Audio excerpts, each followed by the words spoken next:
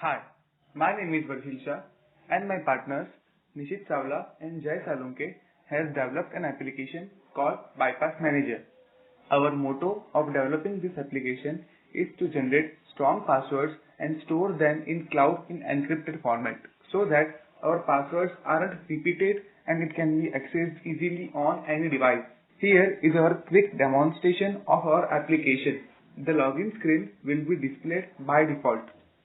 If the user has already logged in the application, he or she will be redirected to the home page. In the login screen, there are two input fields, email and password. Whenever the user clicks on the login button, the validation process will start and first it will check whether the email and password aren't empty. In my case, they both are empty, therefore the icon color has turned red. Then it will check whether the combination of email ID and password are matching or not. Here I will enter an invalid email ID and invalid password. Now it will give me an error, no user found for that email.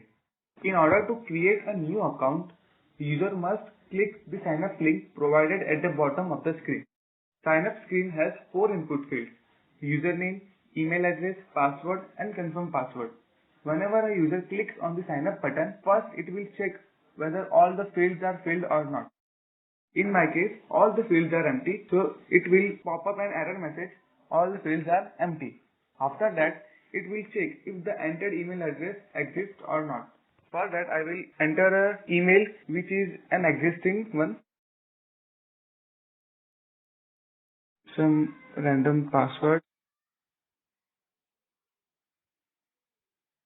The confirm password should match the current password.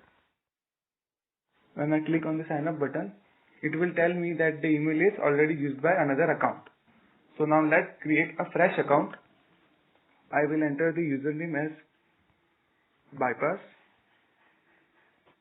email as bypass.official@gmail.com, password as root@123.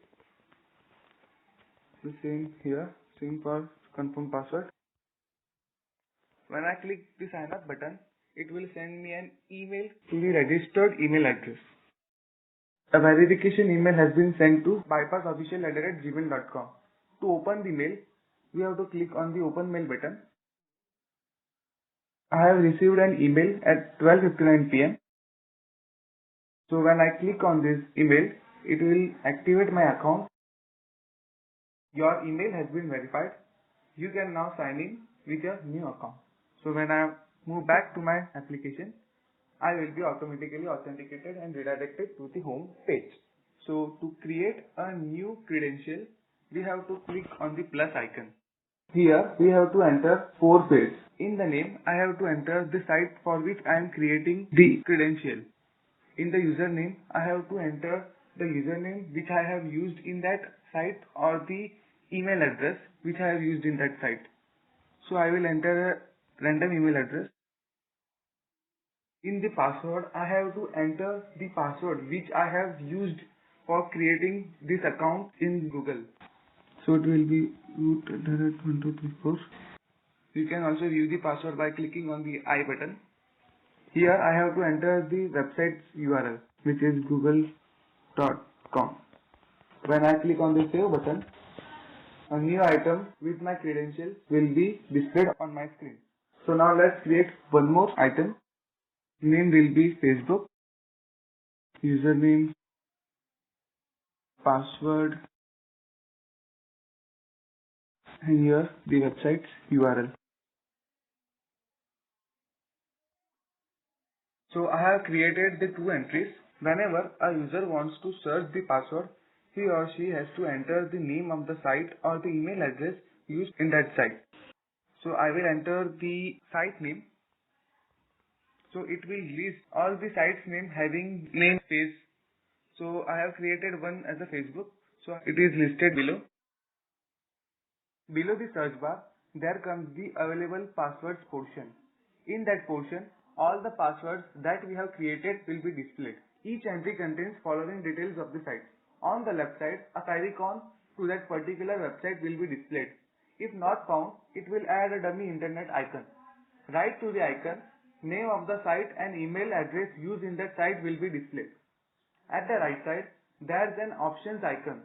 It contains the following options: copy email, copy password, view item, edit and delete option. Here the site name is displayed and opposite to it a cross icon is there to destroy the pop-up. If I click on the copy email, the email will be copied in my clipboard and I can paste anywhere. The same logic applies for the copy password tab. On clicking on the view detail, a new screen will appear that contains complete detail of your password, the name of the site, the email address used for that site, the password and the URL of the site, as well as the last time the password was updated. On the bottom right of the view item screen, an edit button will appear. This button helps user to edit the credentials of the site. So now let's change the site name as from Google to Google One. When I click on the save button, the same will be displayed on my screen.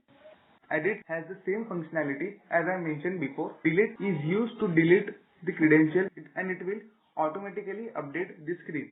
At last, there is a bottom navigation bar which is divided into three parts: home screen, generate screen and settings. So now let's move towards the generate screen. The generate screen is divided into three parts: auto-generated password, length of the password, and the settings that must be made for the password. By default, the password is generated of length 12. If the user wants to increase or decrease the length, he or she just have to slide the slider according to the requirement. Settings section helps the user to configure the password according to their requirement. For example, if the user wants to include the lowercase text in the password, he or she just have to switch the include lowercase letter on. The same logic applies for the uppercase letter. If the user wants to add some special characters or numbers, he just have to play with the plus and minus button to increase or decrease the value, and the same will be reflected on the screen. To copy the password, the user just have to click on the auto-generated password and it will be copied in the clipboard. Also, we have added a feature to create passphrase instead of password so that it is much easier for user to remember. To generate the passphrase, the user has to select passphrase from the drop-down list.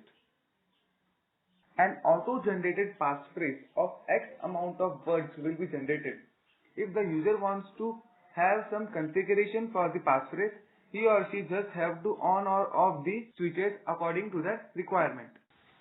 Now let's move towards the settings screen. In the settings screen, we have two tabs: account and logout. The account tab will display the information about the account holder name and email address. Also, the user can edit the name and email address by clicking on the edit button. To save the changes, the user has to click on the save button and it will show an alert profile updated. Clicking on the logout button will simply redirect user to the login screen and destroy the session. Thank you for giving your valuable time.